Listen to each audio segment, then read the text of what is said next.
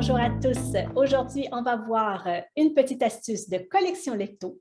Alors, on va voir comment on va mettre en couleur les lettres qu'on veut dans les mots de nos listes personnalisées.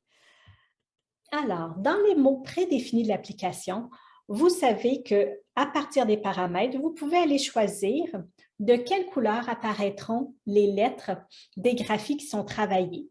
Par exemple, ici, on a la graphie ON qui est travaillée, elle va apparaître en rouge. Il y a donc moyen de le faire aussi avec les listes que vous créez vous-même. Pour le faire, vous allez aller dans « Mes listes ». Vous allez créer une nouvelle liste. Par exemple, je pourrais l'appeler « Couleur 2 » parce que je l'ai déjà mis couleur une fois. Et je vais l'éditer. Alors, je vais refaire mon mot « maison ».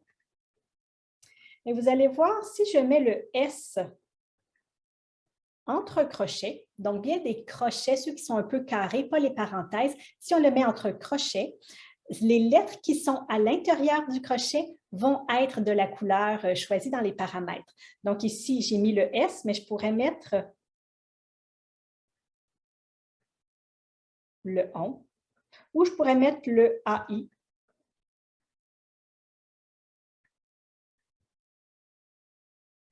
Et si je démarre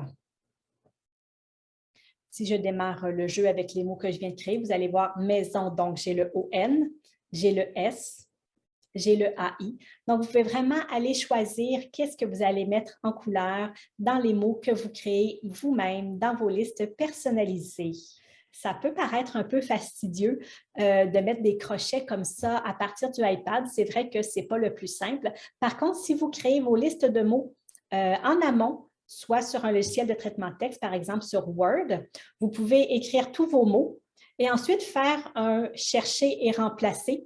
Donc, par exemple, si vous mettez des mots avec le son « on », vous pouvez chercher tous les « on » et remplacer par des « on » avec des crochets autour.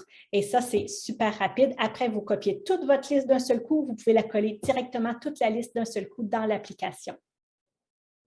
Et voilà, c'est aussi simple que ça.